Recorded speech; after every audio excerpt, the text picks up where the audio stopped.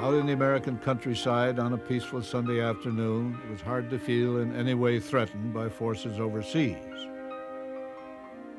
Americans were willing to do what they could to help Great Britain, but not to the extent of going to war. The politically powerful voices of isolation grew even stronger. For them, it was America first, last, and foremost.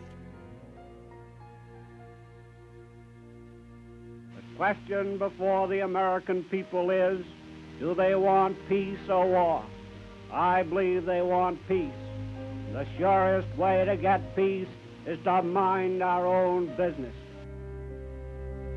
For us, there can be but one policy: keep America out of Europe and Europe out of America. Let Europe fight our own battles. They mean nothing to us. Another war, not for me. This time America should keep out, and I know I will.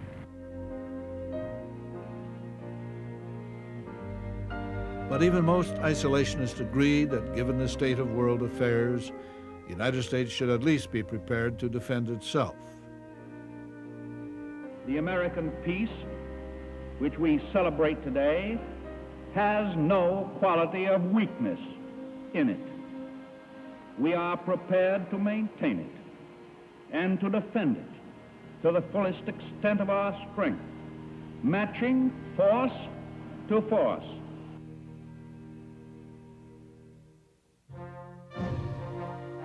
The state militias were ordered to active duty under federal command, and Congress, under election year pressure, reluctantly approved America's first peacetime draft.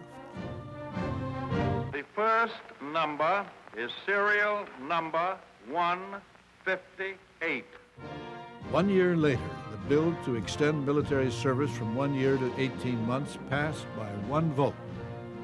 One vote saved the Army. Military equipment was either obsolete or non-existent.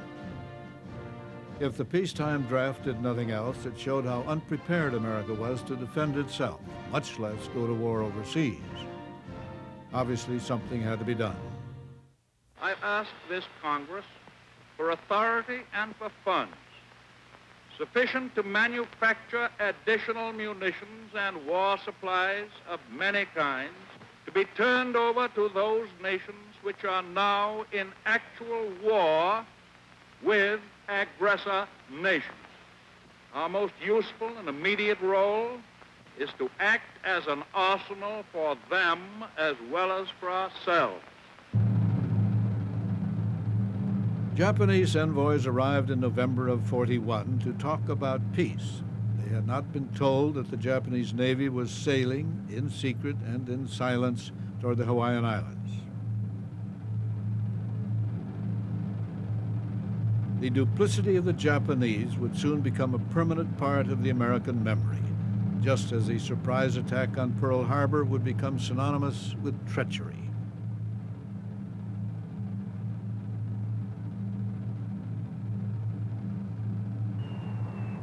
The attack on Pearl Harbor ended the great American debate. Isolationism was no longer possible. Its most vehement advocates could see that now. And America was finally united. From the mountains to the prairies, to the ocean, white with foam, God bless America.